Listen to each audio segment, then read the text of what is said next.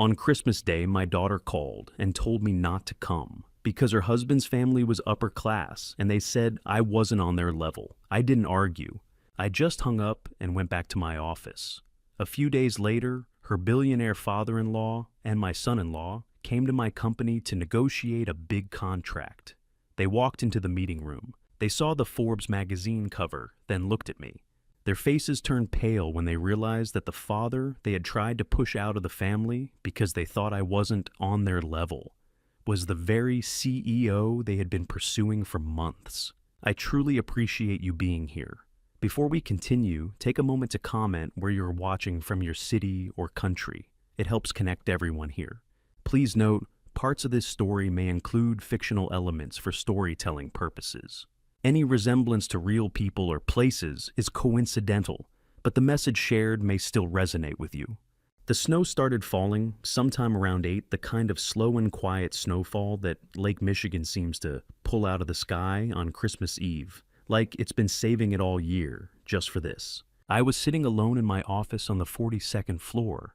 The city lights below me blurred soft and golden through the glass. And I was doing what I always do on this particular night. Not much of anything, really. A little paperwork, a little whiskey, a lot of staring at the dark water in the distance.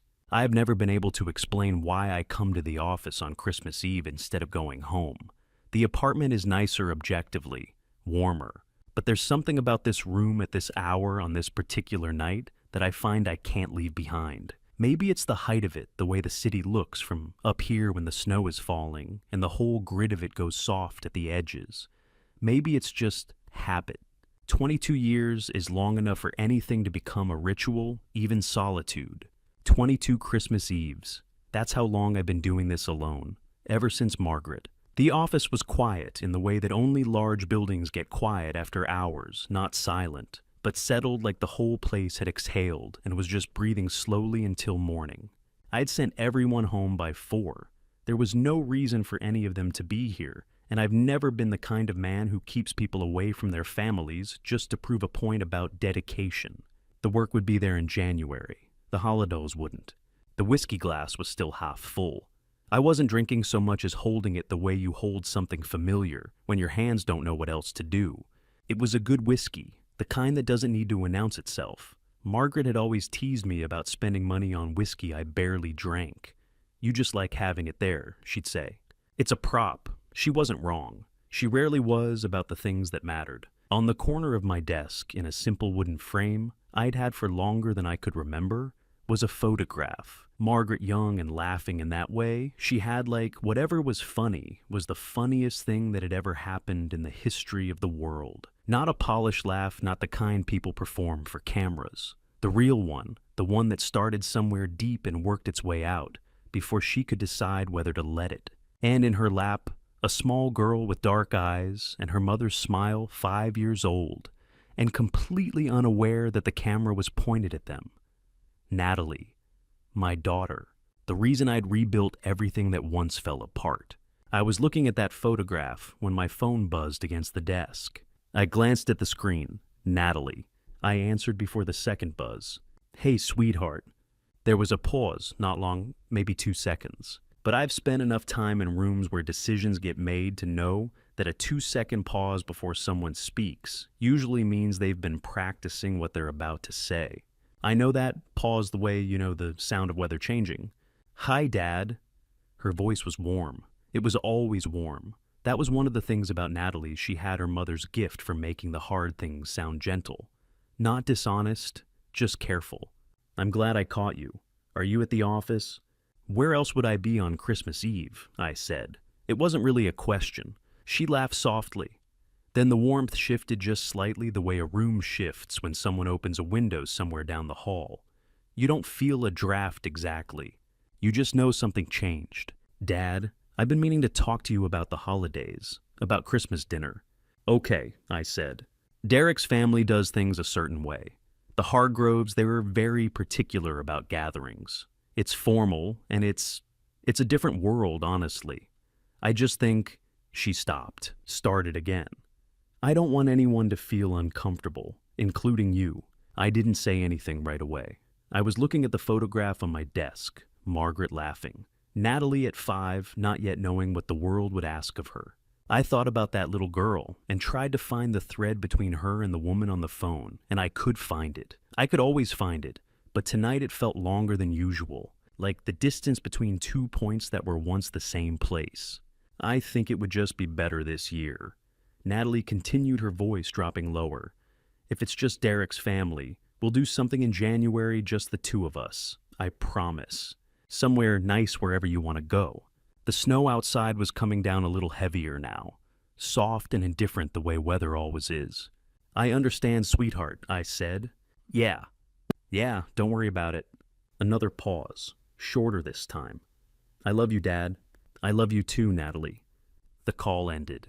I set the phone face down on the desk and sat very still for a moment. I wasn't angry. That's the thing I want to be clear about even now looking back. Anger would have been simpler. Anger has an edge to it, something to push against. What I felt was something older and quieter, a kind of tired that doesn't come from working late or sleeping poorly. The kind that settles in when you realize the distance between you and someone you love has been growing so slowly and for so long that you can't even point to the moment it started. That's the worst kind of distance. The kind that arrives by accumulation without either person choosing it in any single moment. 30 years of building something from nothing. A company that employed 847 people. A name on a Forbes cover that I kept on the wall, not out of vanity, but as a reminder of a specific period when several people had written me off and turned out to be incorrect. And my own daughter thought I'd make the wrong people uncomfortable at a dinner table. I picked up the whiskey glass and set it back down without drinking. Outside, Chicago went on, doing what Chicago does, indifferent and luminous and relentless the way great cities always are. The snow kept falling. The lake sat dark and still at the edge of the world.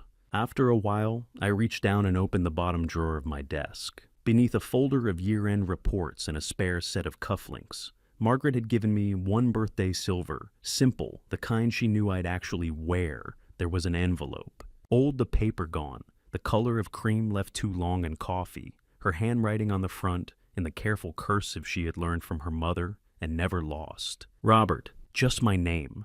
That was all she'd ever needed to write on the outside, because she always knew I'd know exactly what it was.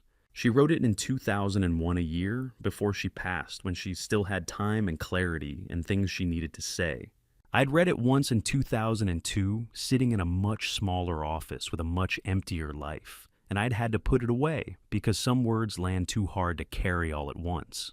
I'd meant to go back to it, the way you always mean to go back to the things that matter most, and somehow never quite do not out of avoidance, but out of a quiet understanding that you're not yet the person who can read them the way they deserve to be read. I held the envelope in both hands for a moment, felt the weight of it not heavy, just present, the way a held breath is present. Then I placed it on top of the desk beside the photograph of Margaret and 5-year-old Natalie. And I sat there in the quiet looking at her handwriting until the snow outside had buried the last of the evening light. I didn't open it. Not tonight. I turned off the desk lamp, pulled on my coat, and left the office the way I always leave it on Christmas Eve, quietly, without making a fuss, the same way I do most things that matter to me. Down the hall, past the empty desks and the dark screens, past the conference room, where tomorrow's problems were waiting patiently in their folders. The elevator doors opened and I stepped in. For a moment in the polished metal of the closing doors, I could see my own reflection, a 58-year-old man in a good coat, holding nothing, going home alone on Christmas Eve. I'd looked worse. The elevator descended, and outside the snow kept falling on the city, on the buildings and the river, and the dark, flat surface of the lake, the way snow always does. Without preference, without memory, without any particular interest in what any of it means. I didn't leave. I'd pressed the elevator button, watched the doors close, seen my own reflection staring back at me, and somewhere between the 42nd floor and the lobby, I'd changed my mind. I rode back up without really deciding to. Some nights the apartment feels too quiet in a way that the office with all its familiar silence does not. So I sat back down in the dark, didn't turn the lamp back on, just pulled the chair around to face the window, and held the photograph in both hands, Margaret and Natalie, that frozen moment of pure and uncomplicated joy, and let the memories come, the way they always come on this particular night. Not because I go looking for them, just because they know where I live. I remember the hospital corridor. It was 3 in the morning, the winter of 2002. The kind of cold that gets into a building no matter how hard the heating works. I was sitting in a row of plastic chairs outside a room I couldn't bring myself to go back into just yet. And Natalie, 8 years old, small for her age, wearing the sweater with the cartoon dog on the front that she'd refused to take off for 3 days, was asleep against my shoulder. Her breath was slow and even. Kids can do that, fall asleep anywhere, and something about it had always struck me as one of the bravest things a person can do. Just trust the world enough to close your eyes. Margaret had asked to speak with me alone earlier that evening. She'd waited until Natalie drifted off in the recliner by the window, then looked at me with those clear, steady eyes of hers, and said what she needed to say. "She has your stubbornness, Robert, and my blind spots. That's a difficult combination." A pause, the kind that means what comes next, has been thought about for a long time. Promise me you'll be patient with her, even when it's hard, especially when it's hard.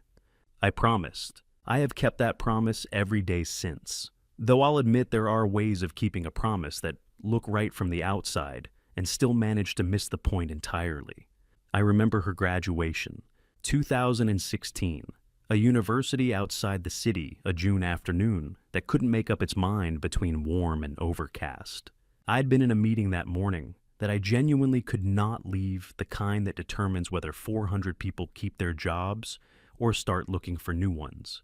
I drove the 4 hours myself, rather than send a car, got there 12 minutes before they called her name, and sat alone in the back section of the bleachers with my jacket over my arm and a program I'd grabbed at the gate.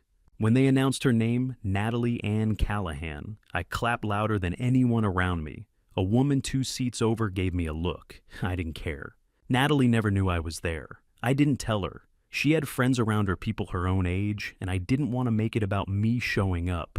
I just needed to be there. There's a difference, even if it's one I've never been very good at explaining. I remember the wedding, 2020. A Saturday in early October. One of those autumn days in the Midwest that feels like a gift, the air clean and sharp, the trees at their best. The ceremony was held at a country estate outside the city, the kind of place where everything is cream and gold and perfectly arranged. I wore the charcoal suit Margaret had picked out for me years before, the one she'd said made me look like I meant business without trying too hard. I sat in the front row because that's where they put the father of the bride, and I watched my daughter walk down the aisle, looking more like her mother than I'd ever seen her look before. The specific joy and specific grief of that moment, only a parent who has raised a child alone can fully understand it, I think. Derek met me at the reception. He shook my hand with the practiced ease of someone who had shaken a great many hands and learned exactly how much pressure communicates confidence without aggression. His eyes moved past my shoulder, almost immediately scanning the room behind me, cataloging something more interesting on the other side of the tent. I noticed. I filed it away. And then I let it go, because Natalie was happy, and her happiness had been the organizing principle of my life for a long time by then. That was my first mistake. Not the only one, but the first one worth naming. Because here is what I understood. Sitting alone in the dark on the 42nd floor, with my daughter's voice still fresh in my ear, I had spent 22 years protecting Natalie from everything difficult. Every hard conversation, every complicated truth, every version of myself that might have required explanation. I gave her safety and stability and every material thing she needed, and I kept the rest. The struggle, the story, the man behind the company, entirely to myself. I thought I was protecting her. What I was actually doing was disappearing. You can be present in every room and still be invisible to the people you love most if you never let them see past the surface of you. I had become somewhere along the way a man my own daughter didn't fully know. And if she didn't know me, really know me, then how could I blame her for failing to imagine what I'd built, or what it cost, or what it meant? I couldn't. That was the thing sitting heaviest in my chest as I finally stood, set the photograph back in its place on the corner of the desk, and pulled my coat on for the second time that night. The snow was still falling when I reached the parking garage. My truck, an old Ford pickup I'd driven for 9 years, because it ran well, and I'd never had much patience for acquiring things I didn't actually need, was the only vehicle left on the executive level. I sat behind the wheel for a moment before starting the engine. The garage was very quiet, just the low hum of the ventilation system and the distant sound of the city doing what cities do, indifferent to anyone sitting alone inside them. 22 years of promises kept. And still somehow, my daughter had grown up not knowing who her father was. I thought about the envelope still sitting on my desk upstairs, Margaret's handwriting, her careful cursive, my name on the front. I'd placed it there beside the photograph before I left, and hadn't opened it same as every year.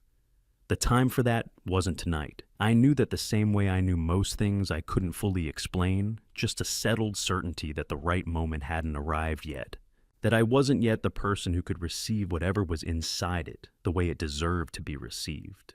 Maybe next year, maybe sooner. I started the truck and pulled out into the night. The city spread wide and bright around me, the snow softening every edge, the streetlights haloed gold through the windshield. I drove the way I always drive when I'm thinking steadily without music, both hands on the wheel. The south side was quiet at this hour, the streets mostly empty. Just the occasional cab, the occasional figure moving quickly through the cold with somewhere to be. 22 Christmas Eves alone. And tonight had felt different from the others, though I couldn't have said exactly why. Heavier in some ways, clearer in others. Like a question I had been carrying for a long time had finally decided to make itself legible. I didn't have an answer yet, but I knew driving home through the snow with the city glowing around me and my daughter's voice still somewhere in my chest, that something had shifted, that the long, careful patience I'd been practicing with her with myself, with the particular silence that had grown up between us, was approaching the end of what patience alone could accomplish. There are things you can wait out, and there are things that, if you keep waiting, stop being possible. I turned onto my street and parked and sat for another moment before going inside. The snow was still falling, quiet, steady, without any interest in what it meant to anyone below. I got out of the truck and walked through it and went home. 2 days after Christmas, Chicago had stopped pretending the holidays were still happening. The decorations were still up, they always are. That awkward stretch between the 25th and New Year's, when the city looks festive but feels like it's just going through the motions. But the streets had that purposeful, slightly grim energy of people who had eaten too much, slept too little, and were quietly relieved to have somewhere to be again. I was one of them. I pulled my old Ford pickup into the parking structure at 6:45 in the morning, the same time I've been pulling in for the better part of 2 decades, and took my usual spot near the stairwell on the executive level. No reserved sign, no placard with my name. Just a corner space that the parking attendants had quietly kept clear for years, because they knew my habits, not because anyone told them to. I've always preferred it that way. Callahan Holdings operates out of the 42nd floor of a building on Wacker Drive.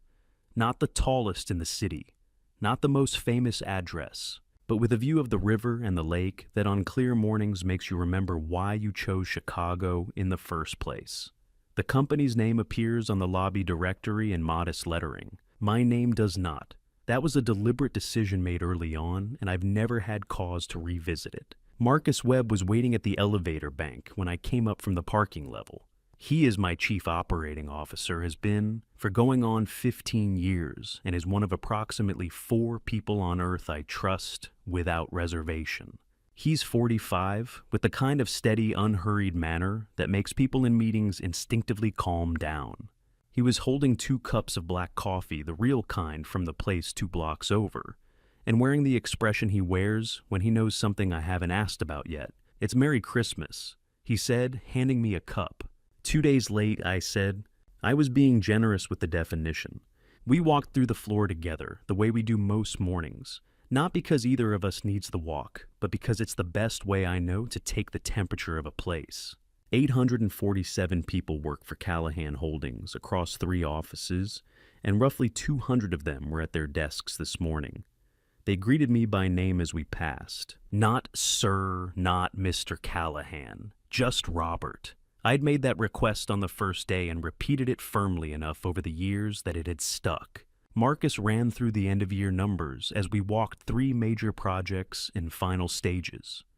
2 contracts pending signatures in the first week of January. 1 situation in the Ohio office that needed attention, but nothing that couldn't wait until the 3rd. I listened and asked the questions that needed asking, and by the time we reached my office at the end of the hall, I had a complete picture of where things stood. I stopped as I always stop in front of the frame magazine cover mounted on the wall just outside my office door. A financial publication from 2010-15 years ago, now with a photograph that caught me in profile mid-conversation with someone off-frame. You couldn't make out much of my face. That had been entirely intentional. The headline read, "The Quiet Builders Chicago's Most Influential Companies You've Never Heard Of." I hadn't put it up to celebrate. I had put it up to remember. To remember 200 square feet of rented office space in 1995, a desk bought secondhand, a phone borrowed from a friend until I could afford my own, and the specific feeling of starting over from nothing with a pregnant wife and a determination that the next version of this would be built differently, quietly, carefully, on foundations that couldn't be taken from me. Marcus watched me look at it the way he always does. "You going to tell me how Christmas was?" he asked, settling into the chair across from my desk. I sat down and picked up my coffee. "Natalie called." "Good. She asked me not to come to her husband's family Christmas." Marcus was quiet for a moment. He's good at quiet, knows when to fill it and when to leave it alone. He left this one alone. "She was polite about it?" I said. "The Hargroves have a certain way of doing things. She didn't want anyone to feel out of place." I set the cup down. "She meant well." "I'm sure she did," Marcus said in the tone that means that he has a much stronger opinion than the one he's expressing. I said. He nodded, dropped it. That's another thing I value about Marcus. He knows which battles aren't his to fight. I looked out the window for a moment. The river below was moving slow and gray between its banks, the surface of it dull under the overcast sky. December in Chicago has a particular quality after the holidays, stripped of its pageantry back to its honest self. Cold, flat, unbothered. I find it easier to think in honestly than any other time of year. The truth was I hadn't slept well. I'd driven home through the snow on Christmas Eve with my daughter's voice sitting somewhere in my chest, and I'd lain awake in the apartment for a long time afterward, running through the same set of thoughts I'd been running through for months. The distance between Natalie and me hadn't arrived all at once. It had accumulated the way debt accumulates, the way weather accumulates, slowly enough that each individual change was easy to explain away, and only the total was impossible to ignore. She'd been happy at the wedding. That much I was certain of. The happiness had been real. I know my daughter well enough to know the difference. But happiness and clarity are not the same thing, and a person can be genuinely content inside an arrangement they don't fully understand. I knew that from experience. I had spent a significant portion of my own life making exactly that mistake. I set down the coffee and turned back to the desk. "Ohio," I said. "Walk me through it." Marcus opened his folder, and we moved on. The way you move on from the things you can't yet address, not dismissing them, just setting them to the side where they'll keep until you're ready. We worked through the scheduling conflict, talked through the acquisition question, covered 3 items on the January calendar that needed decisions before the 1st. It was good ordinary work, the kind that has its own rhythm once you're inside it. We were 20 minutes in when Marcus reached into the inside pocket of his jacket and placed a business card on the edge of my desk. "Before I forget," he said, "this has been sitting in my pending file since April. They have reached out 11 times, calls, letters, 1 in-person visit to the lobby that I had Sandra redirect." He nodded at the card. "I kept putting them off because the timing never felt right. But at some point, not responding starts sending its own message." I picked up the card. Heavy stock, simple design, the company name in clean serif type. I read it, set it down, read it again. The name meant nothing to me, not yet. Just 2 words on a piece of cardstock, a company I'd never had reason to think about before this moment. And yet something about the persistence of it, 11 contacts over 8 months. The in-person visit, the consistency of the effort registered in the back of my mind as something worth noting. In my experience, that kind of sustained attention usually means one of two things. Either someone genuinely believes there's a deal worth making, or someone wants something they haven't said out loud yet. Either way, it was worth knowing which. 8 months, I said. Why so persistent? Marcus leaned back with the expression of a man who had been asking himself the same question. That's exactly what I'd like to know. I turned the card over. Nothing on the back, just the name, the address, a phone number. I placed it in the top right drawer of my desk and pushed it closed. Not today, I said. Fair enough, Marcus said and reached for his coffee. Outside, the river moved gray and slow between its banks, and the city was already reassembling itself after the holidays, putting away the sentiment, picking up the pace the way it always does. Reliable as January, indifferent as weather, I had work to do. I got to it. The first week of January has a particular feeling in the business world, a collective clearing of the throat, everyone pretending the holidays didn't happen, while quietly relieved they're over. Calendars fill back up. Inboxes that went untouched for 10 days suddenly demand attention. The city outside my window shifts from festive to functional, and I find I prefer it that way. Marcus came in on a Wednesday morning with a thin folder and an expression I've learned to read over 15 years of working together. There's a version of his face for financial problems, focused, slightly impatient, already calculating solutions. There's another version for operational headaches, resigned, methodical. And then there's this version, the one where his jaw is set a little too carefully and his eyes are doing more work than usual.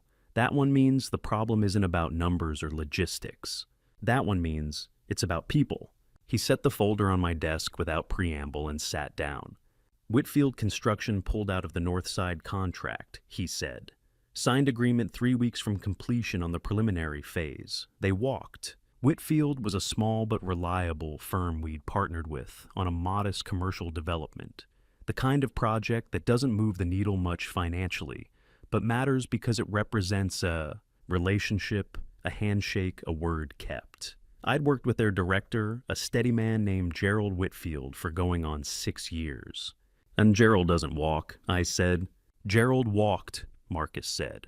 The reason he gave was vague enough to be meaningless. Something about internal restructuring and reallocating capacity.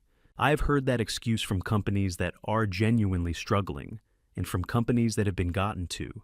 Gerald's firm isn't struggling. So someone got to him. That's what I thought, so I looked into it. Marcus opened the folder and turned it to face me. One of my contacts at Gerald's bank mentioned that Gerald had received a call about 2 weeks before Christmas. Whoever called told him that Callahan Holdings was experiencing significant internal financial strain, that you were no longer effectively managing day-to-day operations. That signing a long-term agreement with us at this stage would be a considerable risk to his firm. I read the summary page, then I looked up. You have the call? Marcus reached into the folder and produced a small digital recorder. He set it on the desk between us and pressed play. The voice on the recording was clear and confident, the kind of voice that belongs to someone who has spent years in rooms where confidence is currency. It spoke smoothly with the measured cadence of a man delivering a rehearsed concern rather than a genuine one, painting a picture of a company quietly unraveling at the top. Very sorry to have to share this. Just thought you should know before committing. That sort of thing.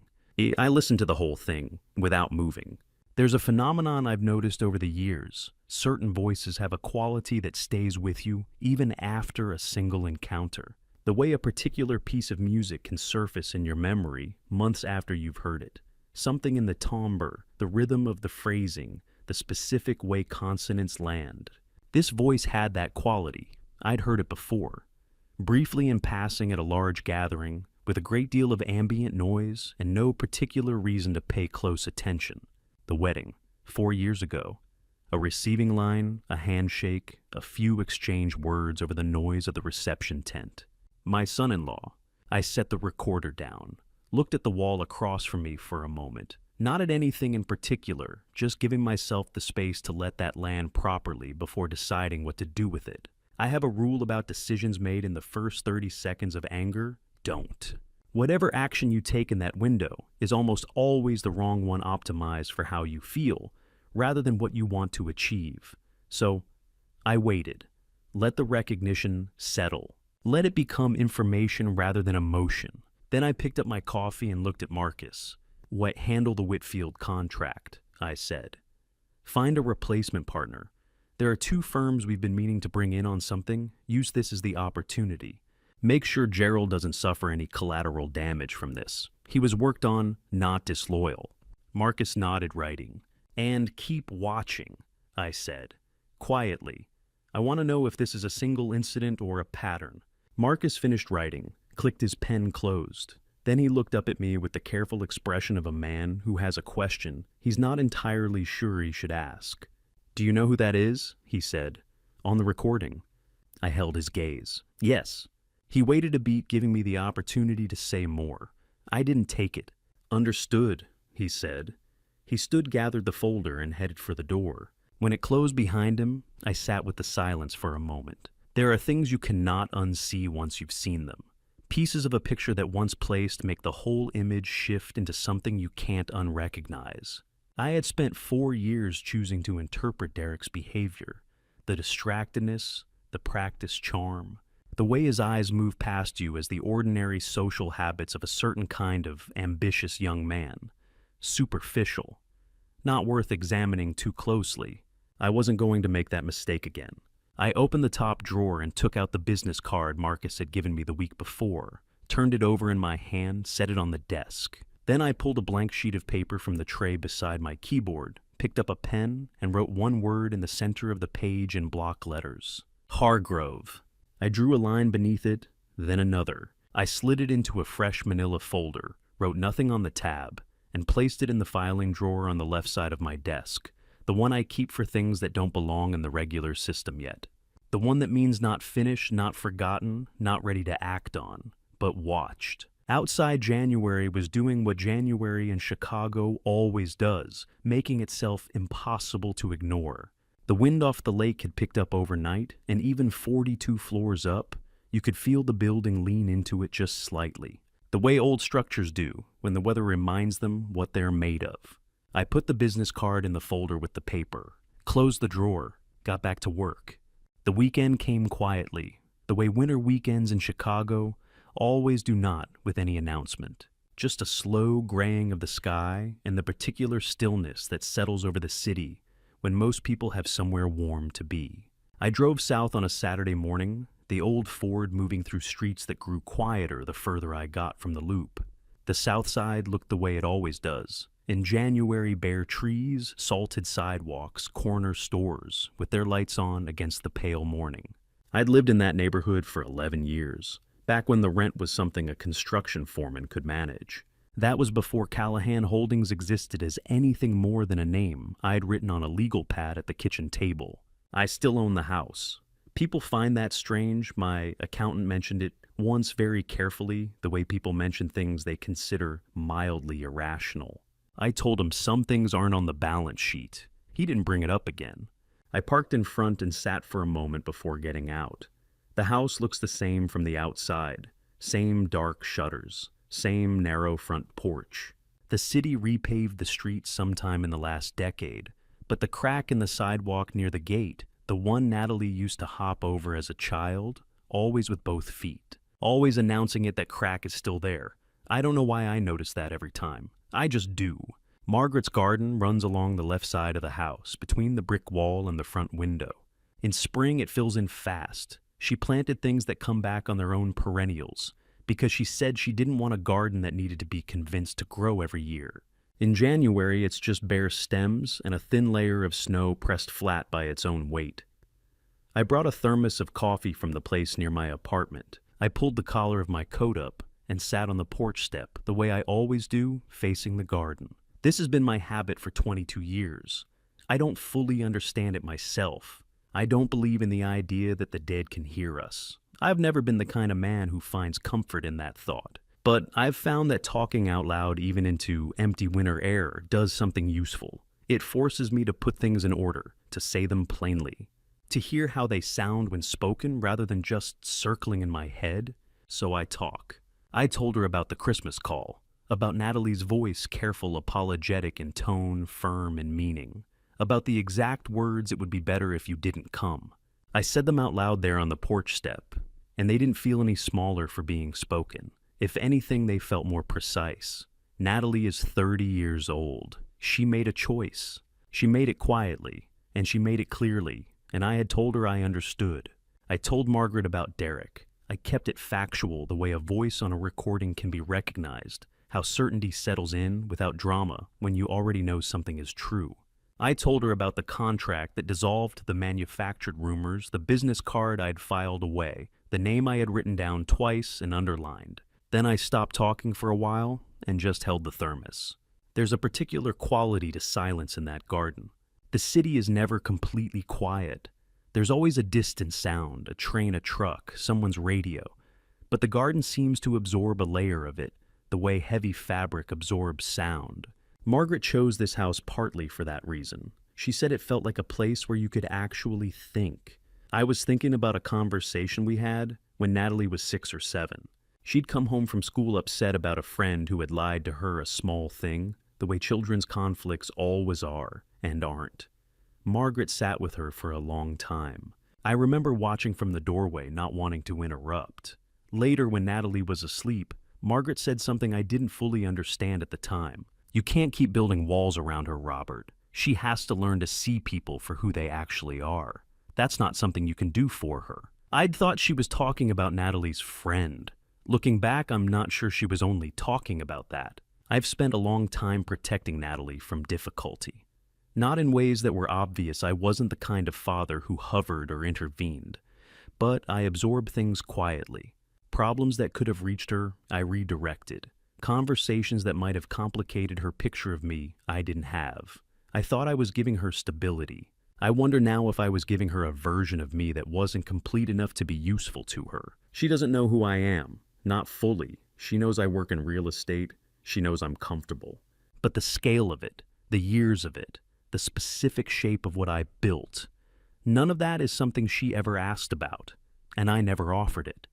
I thought I was waiting for the right moment. I'm not sure that moment ever came, or that I was ever the one who should have initiated it. The question I kept coming back to, sitting there in January, cold with lukewarm coffee, was whether that silence had cost her something, whether growing up without a clear picture of where she came from had made it harder for her to recognize what she was walking into. I didn't have an answer. The garden didn't offer one. The bare stems didn't move. But I knew what Margaret would say because she said it more than once in more than one context, and she meant it every time. Stop asking what you did wrong. Start asking what you're going to do next. Not as permission to stop caring, not as a way of moving on without accounting, just as the only direction that's ever actually available. The past is settled. The next hour isn't. I finished the coffee. I sat a few minutes longer. A cardinal, the only real color in that garden in January, landed on one of the bare stems, looked at nothing in particular, and left. I was thinking about what the next step looked like when my phone buzzed against my coat pocket. Marcus. I answered on the second ring. His voice was quiet and even, which was how I knew it was serious. Marcus Webb doesn't lower his voice unless something requires it. Sir, Derek has made a significantly larger move. You're needed at the office. I looked at the garden one more time. The stem where the cardinal had been was still trembling slightly. I'll be there in 40 minutes, I said. I capped the empty thermos, stood up from the porch step, and walked back to the truck. If you're still here, leave a quick comment so I know you're with me. And tell me this. If you were in my position, would you stay silent and watch, or walk straight into that room and face them when it matters most? And just a quick note before we continue, parts of what you're about to hear may include fictional elements added for storytelling. If it's not for you, feel free to stop here. But if you stay, you'll understand why this moment changes everything. Marcus was already at his desk when I arrived at the office that Saturday afternoon. He had his coat still on, which told me he'd come in the moment he found out.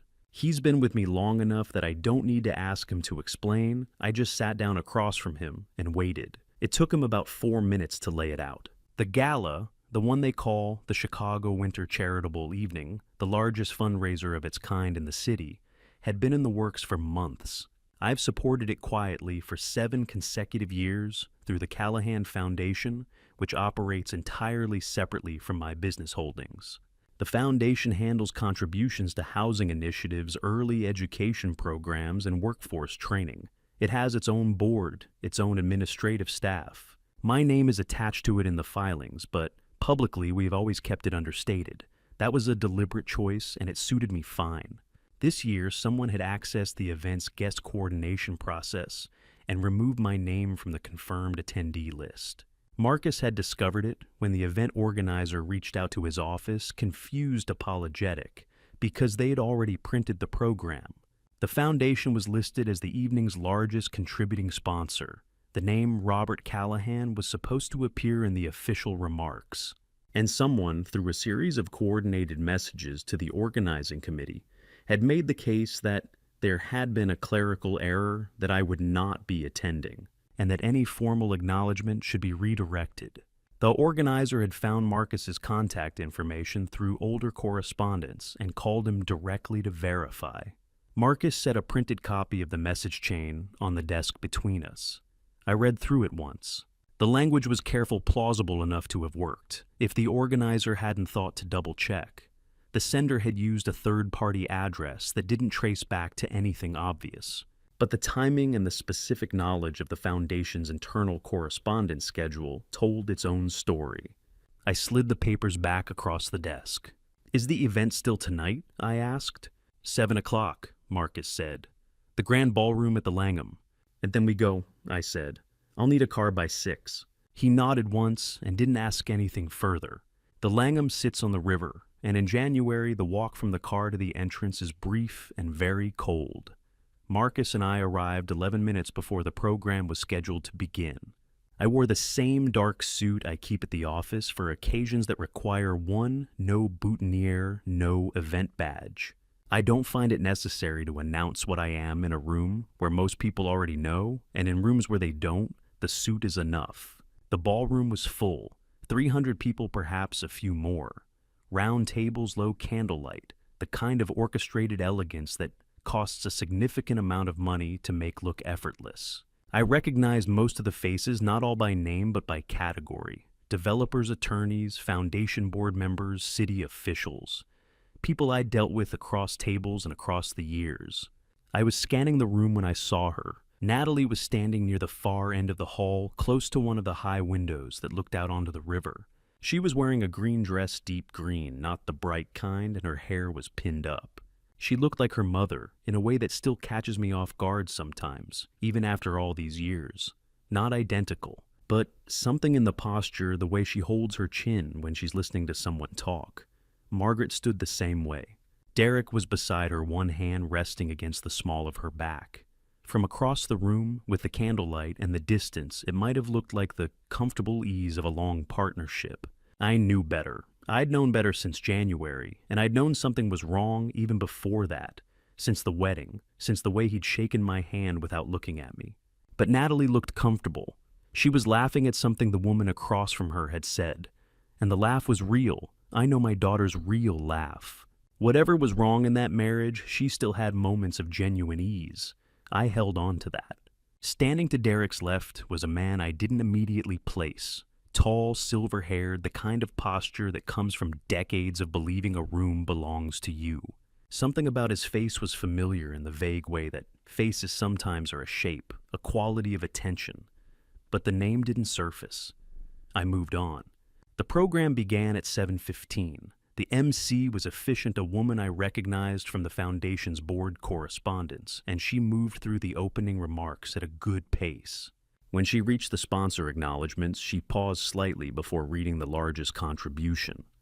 "This year's lead benefactor," she said, "through the Callahan Foundation, Mr. Robert Callahan." The room turned. That's the only way to describe it, not dramatically, not all at once, but the way a room shifts when a name lands with weight. I was already walking toward the stage. I kept it short, 2 minutes maybe, slightly under. I spoke about the Foundation's work, the apprenticeship program that had placed over 200 people in skilled trades positions in the last 3 years, the early literacy initiative in 4 Southside schools. I didn't speak about myself. There was nothing to add on that front that the work didn't already say. When I stepped off the stage, I took a route back through the room that passed near the windows. I didn't plan it exactly, but I didn't avoid it either. Natalie saw me coming before I reached her. I watched her expression change, surprise first, then something more complicated and harder to name. Derek's hand moved slightly at her back. I met her eyes for exactly 1 second. I held them. Then I gave a single small nod, the kind that says, "I see you, and I'm not making this harder than it needs to be tonight," and kept walking. I heard nothing behind me. No voice called out. I didn't expect one. Marcus fell into step beside me near the rear of the room, and we were at the coat check within 2 minutes. In the car, he said, "The man standing next to Derek, silver hair left side. He watched you walk off that stage and didn't stop watching until you were at the door." I thought back. The tall man, the familiar posture. "Did you recognize him?" I asked. "Not yet," Marcus said, "but I will." I looked out the window at the river, dark and flat under the January sky. "Take your time," I said. I didn't take the highway home. There was no particular reason for it. The highway would have been faster, cleaner, fewer lights. But I turned onto Michigan Avenue instead and drove north through the city at whatever pace the traffic allowed. Sometimes the longer route is the right one. Not because it gets you somewhere different, but because it gives you more time inside your own head before you have to step back into everything else. The city was quiet the way it gets on a January Saturday night, not empty but settled. The kind of quiet where the streetlights seem brighter than they actually are, reflected off the snow along the curbs. I kept both hands on the wheel and didn't turn on anything. No music, no radio. Just the road and whatever I was trying to sort out. I was thinking about 1 second. That's all it had been, 1 second of eye contact across a ballroom floor. But I've learned over a long time, and in a lot of different rooms, that 1 second is enough to carry a considerable amount of information if you know how to receive it. Natalie had looked at me, and I'd seen something I wasn't prepared to name yet.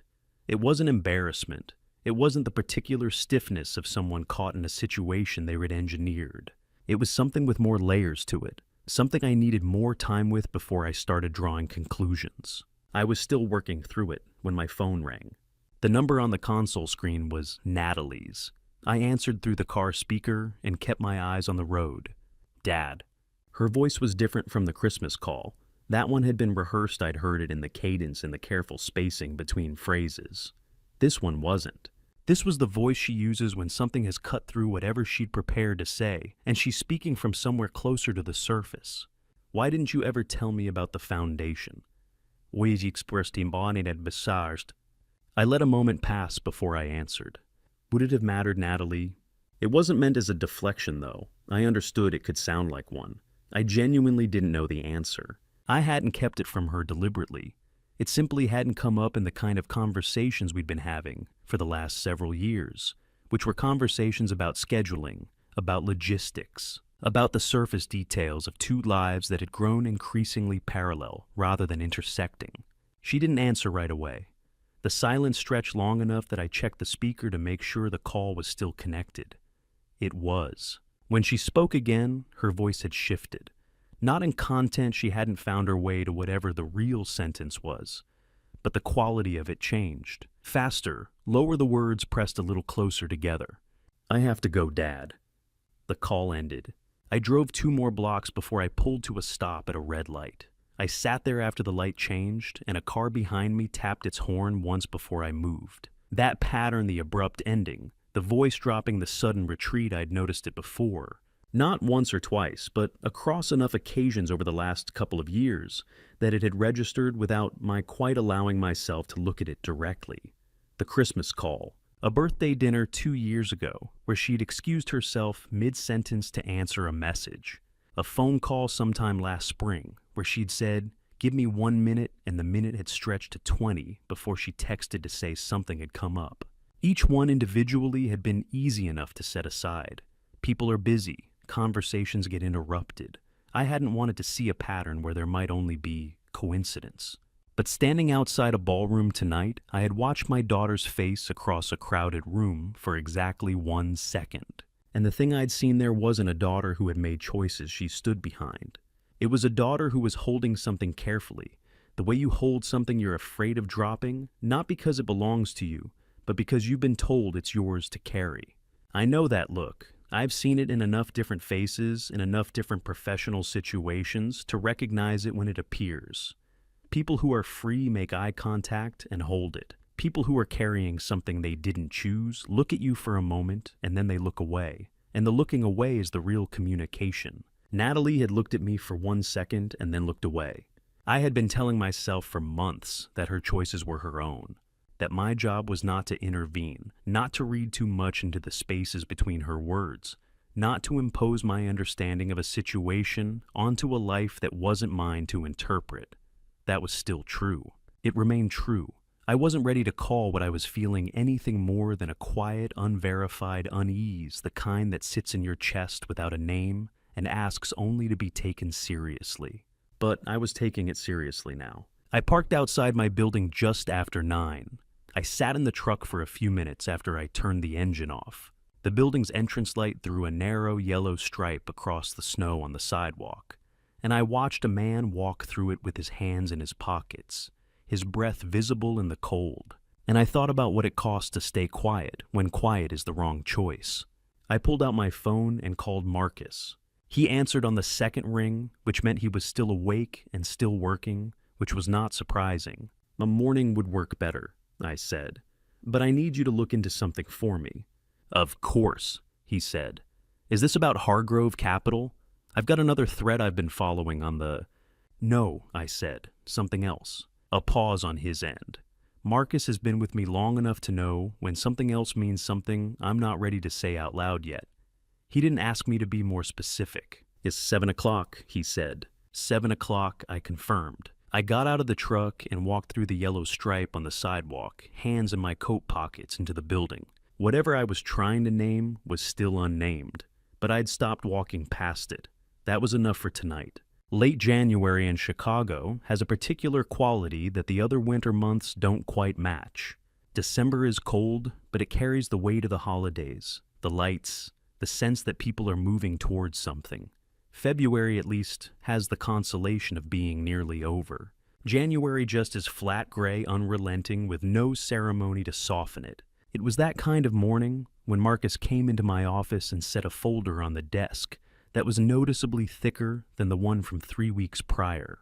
He didn't say anything at first. He poured coffee from the carafe on the side table for himself, as well as for me, which he only does when he expects the conversation to take a while, and he sat down across from the desk. I opened the folder. I read the way I've learned to read documents over 30 years of working with them, not word by word, but by pattern by structure, looking for the places where the language gets careful, where the numbers shift, where a timeline has a gap that hasn't been explained. I turned pages at a steady pace, land acquisition records, partnership filings, correspondence logs, incorporation documents going back to the mid-90s. Then I reached a page near the back of the stack and I stopped. A name, a project designation, a year. I set the page down flat on the desk and looked at it for a moment without touching anything else. What I knew then, 1994. I was 28 years old, and I believed with the particular certainty that belongs to people who have worked very hard for something and can finally see it taking shape, that I was building something that would last. The company was small, 12 employees, a rented office in a building that also housed a dry cleaner and an insurance broker. We did residential construction, mostly renovation work, with 2 larger projects in progress. I'd taken on debt to fund the growth, which was the standard approach and which I understood the risk of, and I was managing it carefully. Margaret was in her 6th month, and we just moved into the South Side house. Everything felt like it was arriving at the same time, which I think is true for a lot of people. At 28, the work and the life and the future all converging at once. A man named Edward came into that picture through a mutual contact in the development community. He was 34, already established, with a reputation for identifying undervalued parcels in suburban corridors before anyone else moved on them. He had the kind of confidence that reads as competence until you've seen enough of it to understand the difference. He proposed a joint venture on a residential development project in a northwestern suburb, a significant parcel, the kind that if it worked, would have set my company on a different trajectory entirely. We spent 2 months in due diligence. I put in everything I had, and more committed resources, signed agreements, brought my team fully onto the project.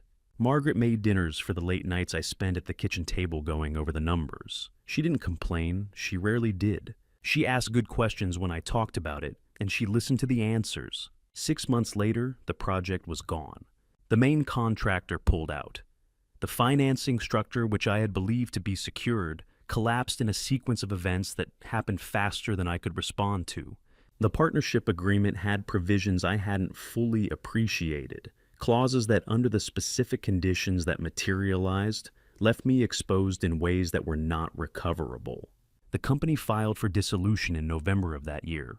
I was left with the debt, the rented office I could no longer afford, 12 people who needed to find other work, and a wife in her 3rd trimester who watched me sit at that kitchen table and said, very quietly, "We'll build it again, Robert. Start there." I didn't understand what had happened. I understood that I had made errors in judgment. I cataloged them, examined them, carried them with me as a set of lessons I intended not to repeat. But I had never understood the mechanism, how a project that was sound could collapse so completely. I attributed it to inexperience, to the specific dynamics of that financing structure, to the ordinary cruelty of certain market conditions. I moved forward because there was no other available direction. What Marcus found 30 years later. He let me finish reading before he spoke. That's one of the things I value about Marcus. He understands that some information needs to be received before it can be discussed. The partnership agreement had a clause in Section 14. He said that allowed the senior partner to trigger a restructuring under specific conditions. Those conditions were written narrowly enough that they wouldn't normally occur unless someone with access to the project's internal financial reporting chose to create them. I looked up at him. There's a consulting firm listed in the 1994 records, he continued. They provided financial oversight services to the project. They were contracted by Edward, not by the joint venture, but by him personally through a separate entity. Their assessment of the project's viability was submitted to the financing institution 12 days before the main contractor withdrew. The assessment was negative, significantly and specifically negative in ways that targeted the exact provisions your company was depending on. I said nothing. The parcel, Marcus said, was acquired at auction 8 months after the project dissolved. The acquiring entity was a holding company incorporated in Delaware 3 months before your project collapsed. That holding company was the direct precursor to what is now registered as Hargrove Capital. The room was very quiet. Outside, the January sky sat low and gray over the city. I should have cross-referenced the family connections earlier, Marcus said, and his voice carried something in it that was not quite an apology and not quite anything else, just the plain statement of a man who holds himself to a standard. I was looking at Hargrove Capital as a business entity.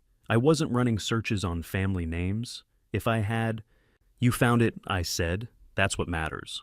He nodded once and didn't say anything further on that point. I closed the folder. I looked at the window for a moment, the flat gray light, the top floors of the building across the street. "Where is he now?" I asked. I already suspected the answer, but there is a difference between suspecting something and having it confirmed, and I wanted the confirmation said out loud. Marcus looked at me directly. "He's been attempting to reach this office for 8 months, he said. "The business card, the 11 unanswered contacts, and his son married your daughter 4 years ago." I closed my eyes. Not for long, 5 seconds perhaps. The kind of pause that isn't weakness, but is the only honest response to a certain category of information. The kind that reorders everything you thought you understood about a 30-year stretch of your own life. Then I opened them. Marcus closed the conference room door behind him before he sat down. That alone told me something. In 15 years of working together, Marcus has closed that door exactly 3 times before today. Once when he had to tell me a project manager had been taking payments from a subcontractor. Once when a regulatory filing had an error that required immediate attention. Once when he got the call that his father had passed, and he needed a private room to collect himself before telling his team. He closed it now and sat across from me, and his expression was not the expression of a man who was worried. Worried is something Marcus does with his hands, a slight movement, a pen tapped twice on the table. This was different. This was the face of a man who had looked at something clearly and did not enjoy what he saw. I waited. "The North Chicago parcels," he said. I knew the one, 4 acres in a corridor that had been underutilized for the better part of a decade, a former light industrial zone that the city had rezoned for mixed residential use 18 months ago. I'd been patient with it running the planning process, carefully keeping the development timeline flexible while we worked through the community engagement process. The project workforce housing, 400 units at rates accessible to households in the middle income range, was the largest single initiative Callahan Holdings had planned for the next 5 years. It was the kind of project I built the company to do. "What about it?" I asked. Marcus laid out what he'd found, and he did it the way he always does, sequentially, without editorializing, letting the facts establish their own weight. Derek had been working the parcel for approximately 60 days. The approach was layered not a single action, but a coordinated sequence. First, a series of challenges to the title documentation filed through a third-party legal entity that had no apparent connection to Hargrove Capital on its face. The challenges were technically valid minor procedural irregularities in a county transfer from 11 years ago. But the timing and the specificity of the filings suggested that someone had done careful research before pulling the trigger. While the title was under challenge, a separate set of conversations had begun with 3 of the smaller investors who held minority positions in the parcel's development entity. The conversations had been conducted quietly without any documentation that Marcus had been able to locate, but 2 of the 3 investors had since reached out to our office independently, within days of each other, to ask questions about the project's financial position that they had not asked before. Someone had been talking to them, someone had been raising doubts. The third piece was a set of communications Marcus had traced to a government affairs firm that Hargrove Capital retained on a retainer basis. That firm had been in contact with 2 members of the city's zoning review board. The content of those communications wasn't accessible, but the timing immediately following the title challenges formed a clear enough picture. Marcus placed a printed summary on the table between us and let me read it through once. "He's using Hargrove Capital's name on the filings," I asked. "The third-party legal entity," Marcus said, "is incorporated under a different name, but its registered agent is the same individual who handles 3 other Hargrove Capital subsidiaries. It's the same tree, different branch." I set the summary down. There is a particular kind of calculation that belongs to someone who believes they understand the proportions of a conflict, who the parties are, what resources each side can bring, how long a sustained engagement could run. Derek had made that calculation. He'd looked at a parcel held by a private real estate company and concluded that a sustained legal and political campaign backed by Hargrove Capital's resources and relationships would eventually create conditions that made holding the parcel more costly than releasing it. He was planning for attrition. He was planning to win by exhaustion.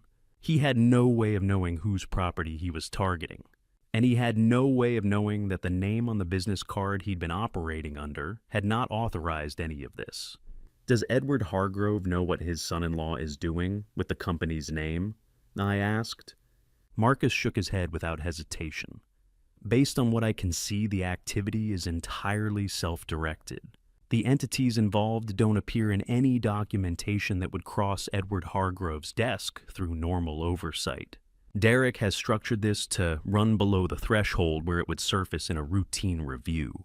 I sat with that for a moment. Edward had spent 8 months trying to reach me.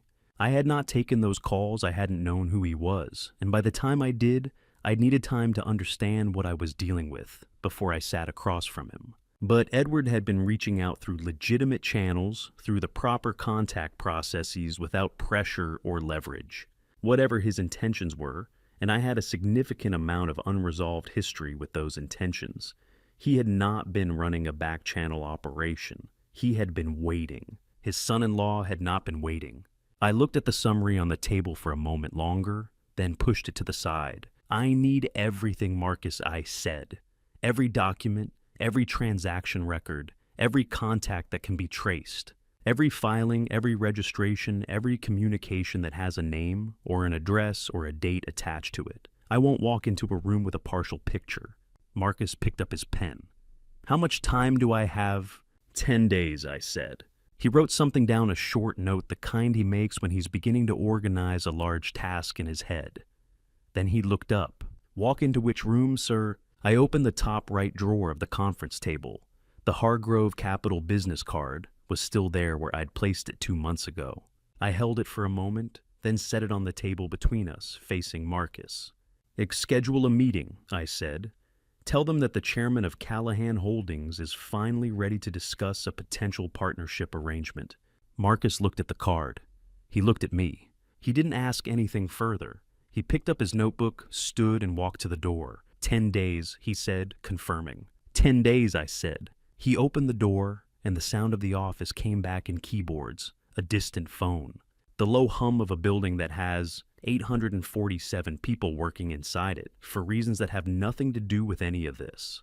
I looked at the card on the table and thought about a parcel of land in North Chicago where 400 families were supposed to live someday. That hadn't changed. It was still going to happen. The office empties out by 7 on most evenings. By 9, the only sounds are the building itself, the low mechanical breath of the ventilation system, the occasional elevator moving between floors, the distant percussion of the city beyond the glass. I've spent more evenings here than I could count. I know its rhythms the way, a place you've returned to so many times that it has stopped feeling like somewhere you go and started feeling like somewhere you simply are. Tonight I didn't mind the quiet. The folder sat on the desk in front of me, the complete record that Marcus and his team had assembled over 10 days of careful, unglamorous work. Bank filings and corporation records, communication, traces third-party assessments. A documented timeline of 31 separate actions taken against Callahan Holdings, interests over the preceding 8 months. Every document was tabbed, every relevant passage marked with a small colored flag. Marcus doesn't do things halfway. I had read it 3 times. I didn't need to read it a 4th. The desk lamp was the only light on in the office. I had a cup of coffee to my left, cold now untouched for the last hour. I hadn't been drinking it so much as keeping it there. Something about having a cup of coffee on the desk makes a late night feel intentional rather than just prolonged. I reached into the bottom left drawer and took out the photograph. Not the one that sits in its frame on the corner of the desk. That one is from Natalie's childhood, Margaret holding her at the house, a summer afternoon. This one was smaller, unframed, printed on the kind of paper that photographers used in the early 90s, when everything was still developed at a shop, and handed back to you in a paper envelope. The edges had softened with time. I kept it in the drawer because it felt too private for the desk. It was from 1993. Margaret and I were standing outside a building downtown. I don't remember now which one or why we were there, and someone had asked if they could take our picture, and she'd said yes before I could respond, which was entirely like her. She was 25. I was 27. She was laughing at something, probably at me, which was also entirely like her, and I was looking at her instead of the camera. We had nothing yet in 1993. The first company didn't exist. The Southside house didn't exist. Natalie didn't exist. There was just the 2 of us and whatever we were in the process of becoming, which we didn't know yet, which I think was part of why she was laughing. I held the photograph under the lamp for a long moment. Then I set it on the desk beside the folder and looked at both of them together, the record of everything that had happened in the last 30 years. And the image of 2 people who didn't know any of it was coming. And I asked myself the question I'd been circling all evening without quite landing on it directly. What do I actually want from tomorrow? Not from Edward, not from Derek, not from the meeting as a tactical event, or from the documents in the folder, or from the legal position that Marcus had spent 10 days constructing with care. Those were instruments. I knew what I wanted from them. What I didn't yet have a clean answer to was the question underneath the one that has nothing to do with strategy. I wanted to look at myself clearly and recognize the person I saw.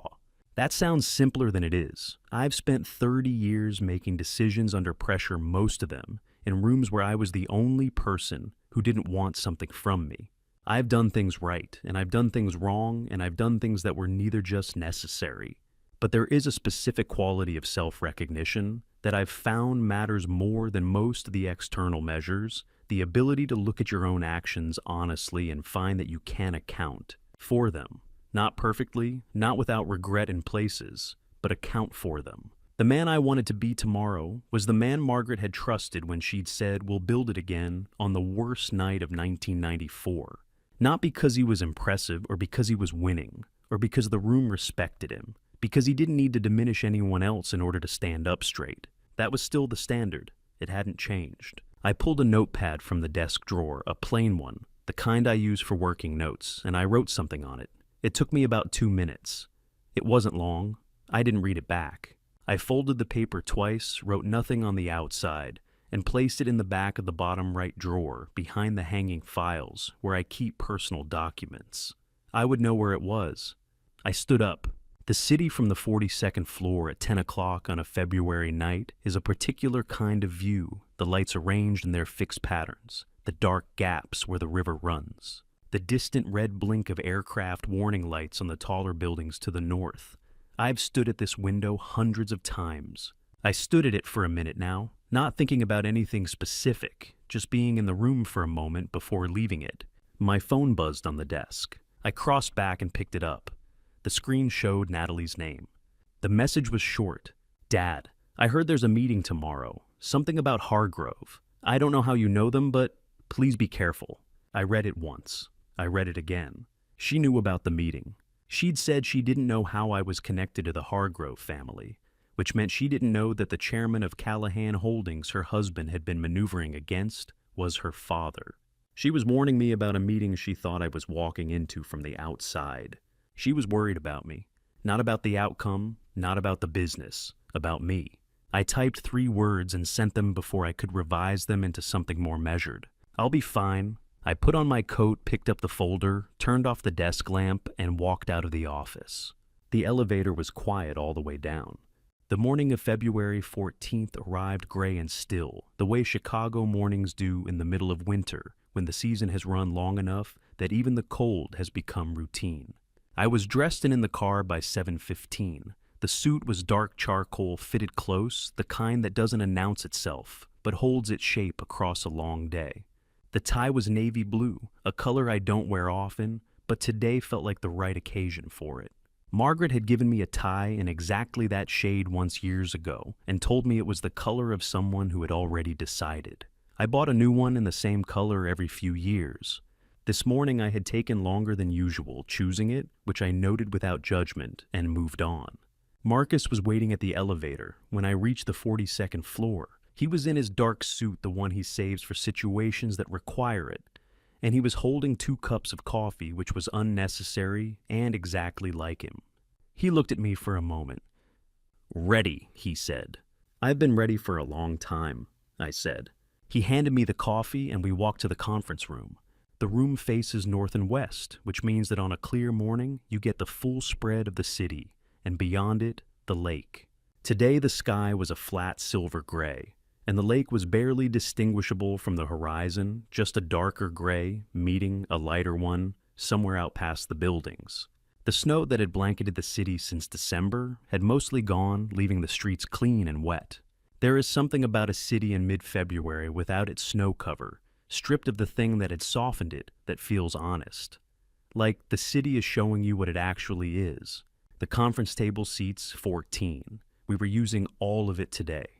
I sat at the head. Marcus was to my immediate left.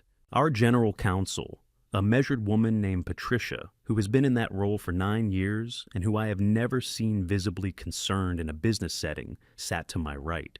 2 additional attorneys from our outside firm occupied the next seats. Research documentation was arranged in folders at each position closed. The Forbes cover was on the wall to the right of the door, the way it has been for 14 years. Not as decoration, but as a reminder of a specific period when several people in this industry had written us off and turned out to be incorrect. Beside it, mounted in a simple frame, was a photograph from the first year of Callahan Holdings. 4 people standing outside a rented office space on a winter afternoon, in coats that weren't quite warm enough, grinning, because we just signed the lease and didn't yet know how hard the next 3 years were going to be. I had looked at that photograph 10,000 times. I didn't look at it now. I looked at the door, They arrived at 9 o'clock exactly. Derek came in first. He moved the way men move when they believe the room is already theirs, a particular kind of stride that takes up slightly more space than necessary, that assumes trajectory rather than permission. He was in a dark suit well made, and he carried himself with the ease of someone who had sat across from a lot of tables and had not yet encountered one that gave him difficulty. He didn't look at the person at the head of the table immediately. That was something I had noticed before in other rooms. With other men like him, the ones who believe their arrival is the event, not what's already waiting for them. His attorneys filed in behind him, 3 of them crisp and prepared, carrying the kind of organized confidence that comes from believing you've done the preparation and are ready for whatever the other side has. They took seats along the left side of the table. A senior associate I didn't recognize by name distributed folders to each of them with practiced efficiency. I watched the door. Edward came in last. He was taller than I remembered, or perhaps it was just that I was seeing him clearly for the first time in 30 years, with the full context of who he was and what he'd done. Silver-haired, straight-backed, the kind of man who fills a room simply by entering it in a certain way. He wore a dark suit and no tie, which was either deliberate or simply habit. He had the eyes of someone who has spent decades reading rooms quickly, and he was reading this one. His gaze moved across the people at the table. Efficient practice, the rapid assessment of a man who has been in a lot of negotiations. He registered Marcus without pause. He registered Patricia without pause. He registered the attorneys without pause. Then he saw the Forbes cover. He stopped. Not visibly, not in a way that would have been obvious to someone who wasn't paying close attention, but his stride fractured by half a step, and his eyes held the cover for a moment longer than casual observation requires. I watched his gaze move from the cover to the man sitting at the head of the table, then back to the cover, then to the man again. The room was quiet. It is often quiet at the beginning of these things, a brief collective stillness before the mechanics of the meeting begin to move.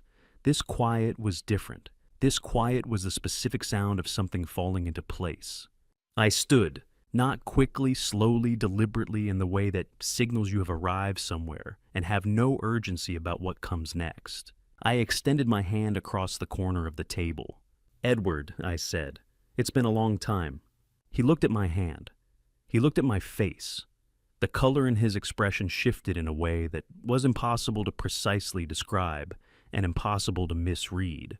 "Robert Callahan," he said, and his voice was very low, the way voices get when a person is recalibrating in real time. "Is this the same Robert Callahan who—" "Sit down, Edward," I said. My voice was level, not cold, not warm, simply certain. "We have a great deal to discuss." The silence that followed was absolute. Derek turned his head. He looked from Edward standing at the corner of the room with an expression Derek had probably never seen on his face before, to me standing at the head of the table with my hand still extended, waiting. I watched Derek's eyes make the connection without fully understanding it yet. Something had changed in the room between 1 second and the next, and he didn't know what, and the not knowing was beginning to register on his face. It wasn't recognition what I saw in Derek's eyes. It was the beginning of the understanding that he should have learned more before he walked into this room. I held my hand in the air until Edward took it. Then we all sat down.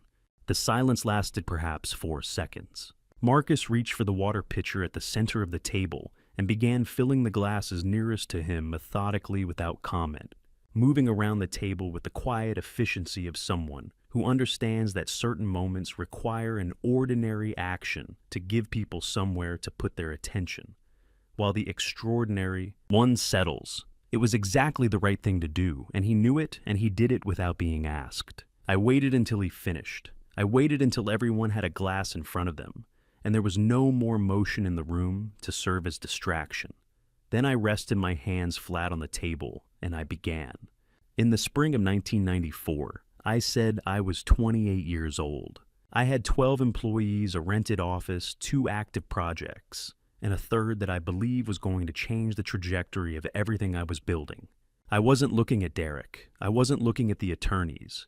I was looking at Edward, and Edward was looking at me, and there was no performance in either direction, just 2 men, the same table, 30 years of accumulated distance between them.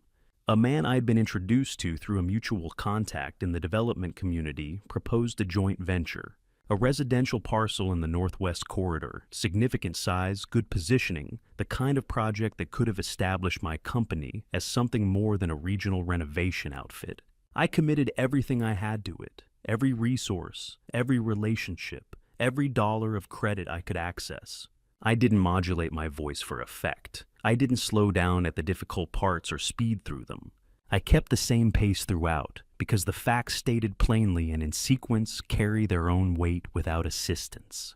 It was 6 months and the project collapsed. The main contractor withdrew. The financing structure failed in a sequence that happened faster than I could respond to. Partnership clauses. I had not fully understood, created exposure I couldn't recover from. The company filed for dissolution in November. 12 people needed to find other work. I was left with the debt. I paused for a moment, not for effect, but because what came next required its own sentence. My wife was in her 3rd trimester. No one at the table moved. Patricia, who had heard none of this before today, kept her expression professionally neutral, which I knew from 9 years of working with her was a deliberate act. Marcus had his hands folded on the table. He already knew the story. He was watching Edward. I spent years believing that what happened was the result of my own errors in judgment, and some of it was. I was 28. I made decisions I would make differently today. But what I didn't understand, what I had no way to understand at the time, was that the structure of that failure was not entirely accidental. Edward had not moved. He had not looked away. He sat across the table from me, with his hands folded in front of him, and the expression of a man receiving an accounting he has known at some level was outstanding for a long time. The land that project was built around was acquired at auction 8 months after my company dissolved. The acquiring entity had been incorporated 3 months before the project failed. That entity became the foundation of what is now registered as Hargrove Capital. The room was very quiet. I had said all of this without accusation, without the kind of language that turns a fact into an indictment. I had simply described a sequence of events in the order they occurred, and I had let the sequence speak for itself. This was deliberate. I had made a decision somewhere around midnight the previous evening that I was not going to walk into this room and perform anger. I had spent 30 years being angry in the ordinary background way that people are angry about things they can't resolve and can't fully set down. I was done performing it. Today I was just going to tell the truth and see what it produced. When I finished, the silence stretched for a long moment. Then Edward said, "I remember." 2 words, quiet, flat, without inflection. He wasn't offering an explanation. He wasn't mounting a defense. He was simply confirming that the account I had given was accurate, that this was not a misunderstanding or a conflation or a case of incomplete information on my part. He remembered. He had always remembered. He was saying with those 2 words that the debt had been on his books for 30 years, the same way it had been on mine. That was more than I had expected. I don't know exactly what I had expected, some version of a defense, perhaps some reframing of events to distribute the responsibility differently. What I received instead was confirmation, plain and quiet and without caveats. It sat in the room between us. Derek had said nothing throughout. I was peripherally aware of him the way you're aware of a variable you haven't yet needed to address, but haven't forgotten about. He was sitting with his hands on the table, and his expression had shifted somewhere in the middle of my account, from the prepared confidence of a man who knows his position to something considerably less settled. I don't know at precisely what point it had occurred to him that he was not the protagonist of what was happening in this room, that the history running across this table predated his involvement by decades and had nothing to do with his plan. But somewhere in the last several minutes, that understanding had arrived. He was looking at the table now. Marcus reached forward and placed the folder in the center of the table. He did it without ceremony, just set it down flat closed in the space between Edward and me. The folder was 3 inches thick. The tabs were color-coded. It was organized, comprehensive, and entirely silent about its own contents. "I owe you an apology," Edward said, "for what happened in 1994. He said it looking at me directly, not to the room, not to his attorneys, to me. I gave a single slow nod.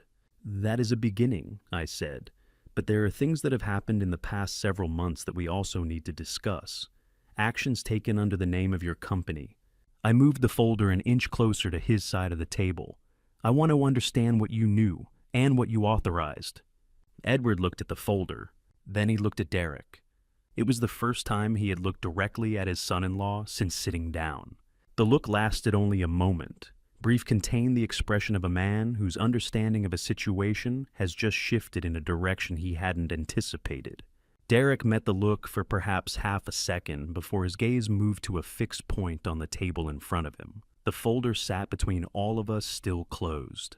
Edward opened the folder. He did it the way people open things when they're not sure what they'll find but have already decided they need to know steadily, without hesitation. Pulling back the cover and placing it flat to the left without looking up. He found the first tabbed section and began to read. Marcus started talking. His voice was the same as it always is. When he's presenting material, he's prepared, carefully measured, unhurried, precise. He doesn't editorialize. He doesn't emphasize.